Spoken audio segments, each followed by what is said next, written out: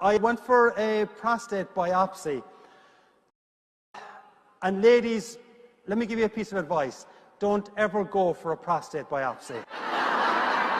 Okay, greetings. Conor Cunneen, Irishman Speaks here, out walking the land. And what? On the other side, you've changed it. Sorry about that. Conor Cunneen, Irishman Speaks here, out walking the land. And isn't it amazing that you find a camera out in the middle of the road? Let me just check something here. I want to see if it works.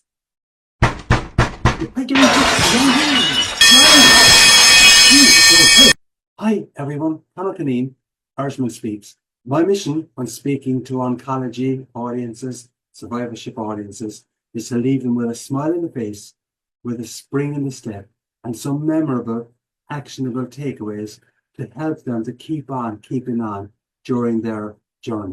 I really get bored when people applaud that when it's announced that I've had 2 bouts of cancer. Because, all right, I had a good attitude about it, and I kept asking the questions you'll see in a minute, what do I want my attitude to be? But you're the people that really deserve the round of applause. You're the people that made me feel better. In fact, after I had the last bout, which was a prostate cancer, I went for a radical prostatectomy. I woke up after a few minutes, my wife came in, and I told my wife I was leaving her. And she said, why? I said, I've fallen in love with the nurse that was looking after me. And you know what? That is genuinely true. But what you don't appreciate, because you're in the trenches the whole time, you have no appreciation of how much patients actually do appreciate you.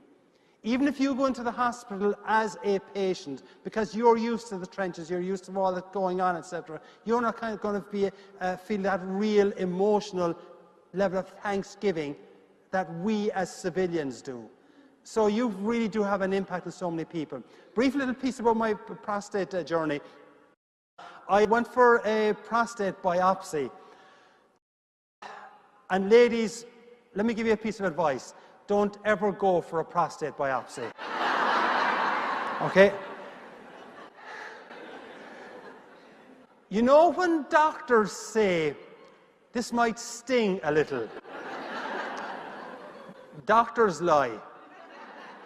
So anyway, that was a pretty painful piece, but he phoned me a few days after and said, Conor, come in, we got some news on your biopsy. And I said, just tell me on the phone. So he told me I had Gleason 3+3. And I put on the phone, I came up with a 4-letter word, which happened to be, oops, yeah, which stands for prostate scare. Okay? Oops is a very powerful word.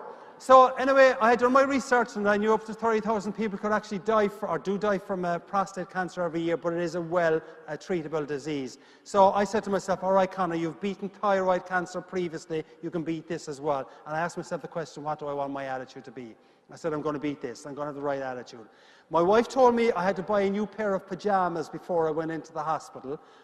Why? I mean, no one ever wears them inside there. But I went into hospital anyway with a brand new pair of Monty Python pajamas.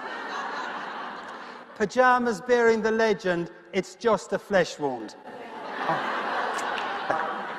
So, as I was had a pre-anesthesia, I was kind of starting to go out. My wife and my darling daughter were there, and I started singing Danny Boy. Right? The reason why I started singing Danny Boy, because it's the sound that my wife hates. It drives her crazy. But I knew she was crazy with worry at the time, and I just wanted to try and make her feel better about it. I came out of the surgery, which went reasonably well, except for one slight little complication. For some reason, one of the sutures hadn't taken. So down here, I had a pretty large hematoma. A kind of the size of maybe the 2 hands, okay? You know what it's like, bright purple kind of thing. So they were debating whether they'd leave me out, but they said it wasn't a major issue. So I went home, and my darling wife came up the following morning with a cup of tea or something for me, and she said, let's have a look to see what you like down there. So she pulls the clothes back, and in words that Shakespeare would have been proud of, that Byron, the love poet, could never have written, my wife looks down and she says, your penis doesn't look as rotten this morning.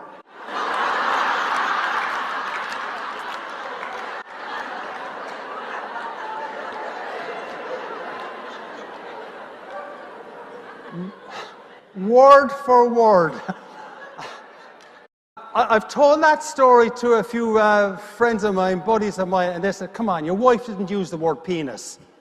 And let me tell you, for us civilians, the only time that you actually use the correct words for your genitalia in a marriage is when there's something wrong with the genitalia.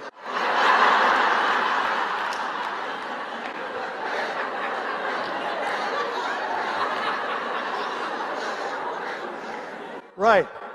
So anyway, as a result of that, thankfully everything's gone pretty okay. But as a result of that, I can now stand in front of you, and because I asked myself the question, what do I want my attitude to be? I can tell you that having had a thyroidectomy and a prostatectomy, I now have a unique Irish condition known as there's not much left of me. So, goals, attitude, behavior. The basic idea behind behavior is that your behavior creates your brain. Irish guy was super cool. Everyone needs to come and see Conor Cunneen because he is awesome. You will learn so much. Your ONS, everyone loved him here. And I will tell you something, he will bring the gift of the gab to your ONS chapter, and it will be the ultimate presentation that you will ever receive. Now, the logic behind putting into micro goals is that you probably do know that we've got neurotransmitters in our brains, neurochemicals, and one of them is dopamine. And dopamine is known as the feel-good chemical, as you all well know. And when something good happens, the dopamine kicks in, you feel better about yourself. The logic of treating these as goals is that if you set yourself a micro goal that I will compliment one person when I go back to work, when you actually hear yourself complimenting that one person, you're going to hear yourself saying, hey, I achieved my micro goal. You're going to feel better about yourself. But what about the person you've complimented? How do you think they're going to feel? Positive, upbeat, happy, and more prepared to work with you. Everyone here in this room can set themselves a small micro goal and implement it to compliment at least one colleague.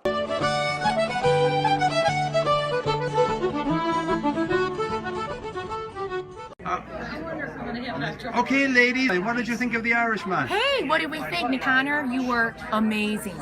So good. So good. Engaging. We might have to even have you back. Yeah. Thanks, Conor. Thank you very much. It's been a pleasure. Thank you. Bye.